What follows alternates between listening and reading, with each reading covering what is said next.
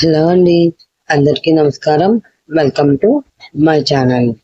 స్టోరీలోకి వెళ్ళబోయే ముందుగా ఇంకా ఎవరైనా నా ఛానల్ సబ్స్క్రైబ్ చేసుకోకుండా ఉంటే ప్లీజ్ ముందు సబ్స్క్రైబ్ చేసుకుని సపోర్ట్ చేయండి ఫ్రెండ్స్. అలాగే ప్రేమ బంధం ఈ పార్ట్ వినే ముందు ప్రీవియస్ పార్ట్స్ వినండి, అప్పుడే స్టోరీ మీకు క్లియర్ గా ఉంటుంది.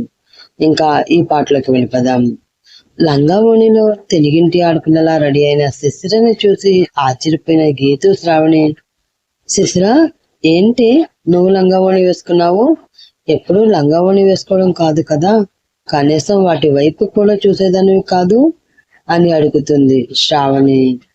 నీ పెళ్లి తర్వాత నా పెళ్లే కదక్క, అందుకే ట్రెడిషనల్ గా రెడీ అవడం నేర్చుకుంటున్నా అని అంటుంది శిశిర. అక్క పెళ్లి ఇంకా కానే లేదు, అప్పుడే చెల్లి పెళ్లికి రెడీనా అని నవ్వుతూ అంది గీతు. అవును గీతు, అక్క అందరూ మా అక్కలాగా స్లోగానే ఉంటారా? కొందరు నాలా ఫాస్ట్ గా కూడా ఉంటారు కదా అని అంది చిత్ర. ఇంతలో పెళ్లి కొడుకు వాళ్ళు వచ్చారు అన్న పిలుపు వినిపించడంతో పెళ్లివారు వచ్చారంట, నేను వెళ్తాను అని పరుగున వెళ్ళిపోతుంది చిత్ర. శ్రావణి గీతు హడావిడిగా కిందకు వెళుతున్న శిశిరను చూసి నవ్వుకుంటారు.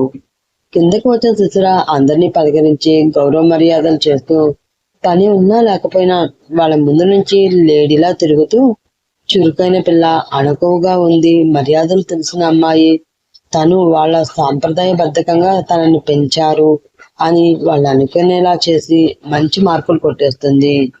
దేవుడా, ఇది చాలా మంచి సంబంధం కాబట్టి ఎట్టి పరిస్థితుల్లోనూ ఆ శ్రావణికి ఈ సంబంధం కుదరకూడదు, ఈ పెళ్లి జరగకూడదు తండ్రి. నువ్వే ఈ పెళ్లి ఎలాగైనా ఆగిపోయేలా చూడు, దానిని రోజు టార్చర్ పెట్టేవాడే మొగుడిగా వచ్చేలా చూడు తండ్రి అని మనసులో దేవునికి దండం పెట్టుకుని లోపలికి వస్తాడు విశాల్.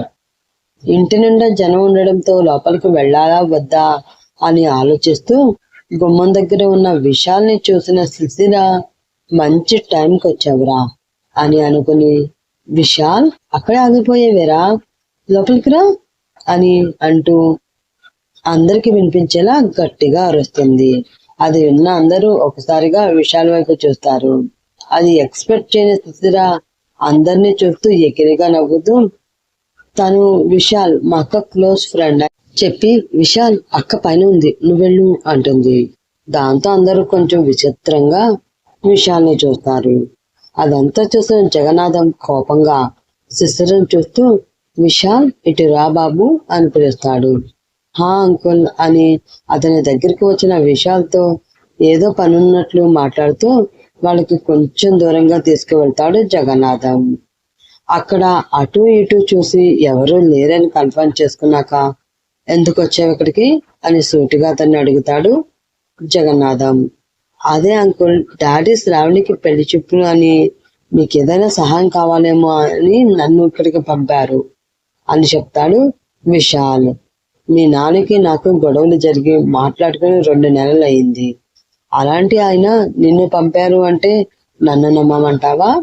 నువ్వు ఇక్కడికి ఎందుకు వచ్చావు? నీకు శ్రావణికి మధ్య ఏం జరుగుతుందో తెలుసుకోలేనంత పిచ్చివాడిని నేనైతే కాదు. దానికి మంచి సంబంధం వచ్చింది, నువ్వు దాన్ని వదిలి దాని జోలికి రాకు అని వార్నింగ్ ఇచ్చినట్లు చెప్తాడు జగన్నాథం.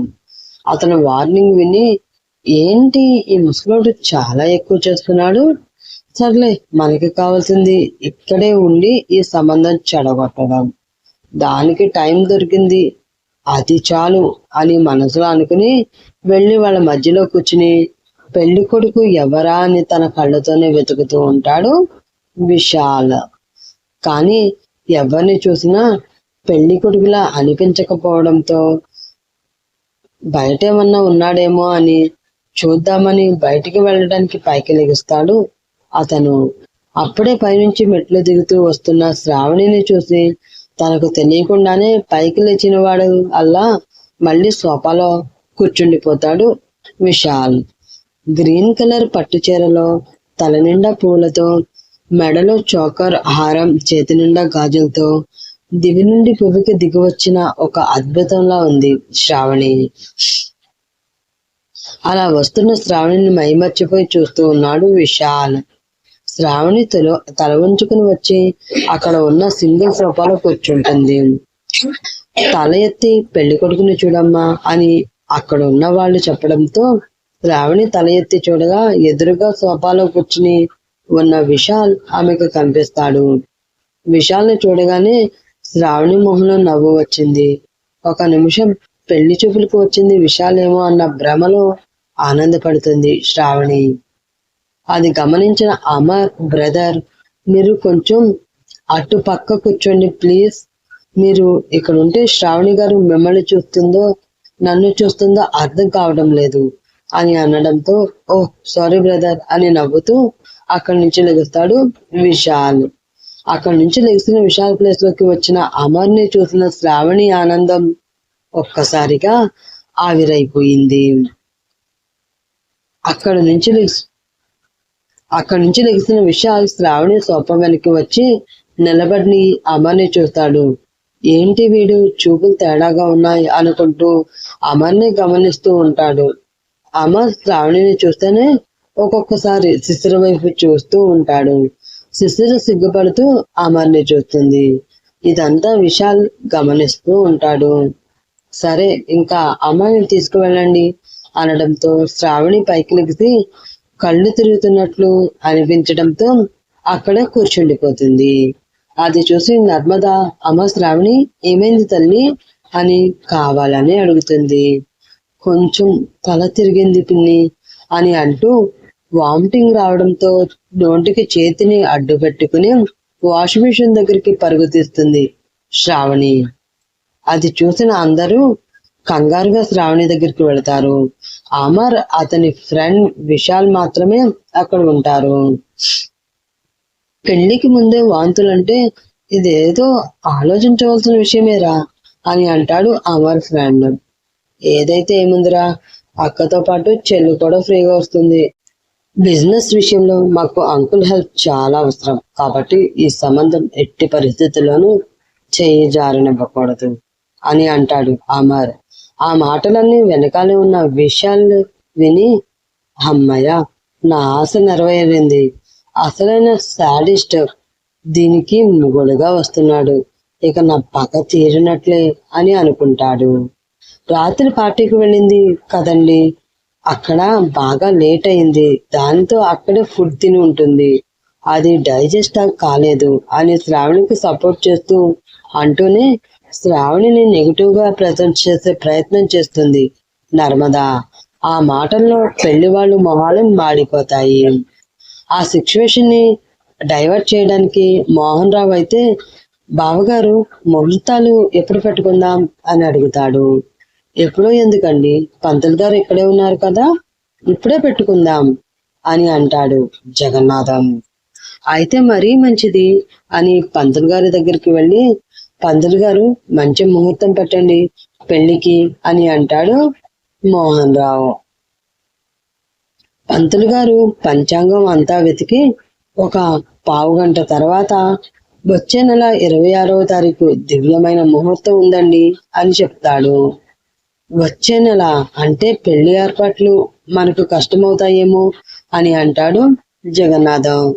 ఇందులో కష్టమేముందండి, అన్ని ఆన్లైన్ లోనే అయిపోతుంటే మనం చేసేదేముంటుంది, వెళ్ళి ఆ టైంకి అక్షింతలు వేయడం తప్ప అని నవ్వుతూ అంటాడు మోహన్ రావు.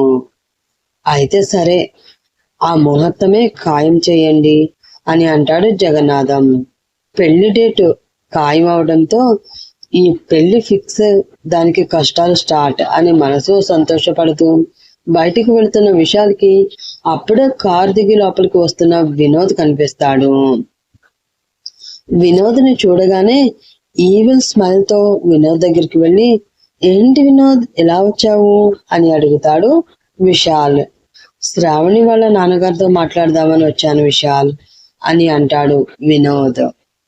ఇంకేం మాట్లాడతావు వినోద్, అక్కడ శ్రావణి పెళ్లి డేట్ కూడా ఫిక్స్ అయిపోయింది, వచ్చే నెల 26న తన పెళ్లి అంటాడు విశాల్. ఆ మాటతో వినోద్కి చాలా బాధగా అనిపించింది. ఒకసారిగా కళ్ళల్లో నీళ్లు తిరుగుతాయి. అది చూసి తనలో తానే నవ్వుకుంటాడు విశాల్.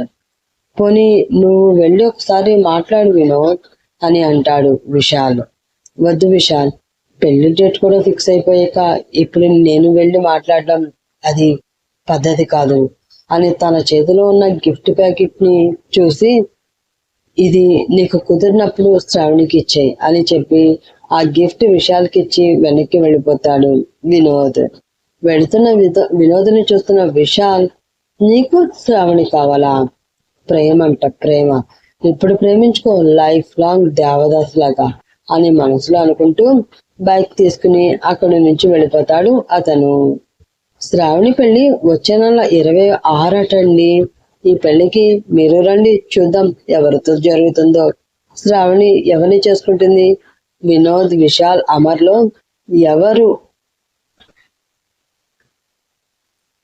అన్నది ముందు ముందు ఎపిసోడ్ లో చూద్దాం. థ్యాంక్ యూ, బాయ్ ఫ్రెండ్స్, రేపు కలుద్దాం.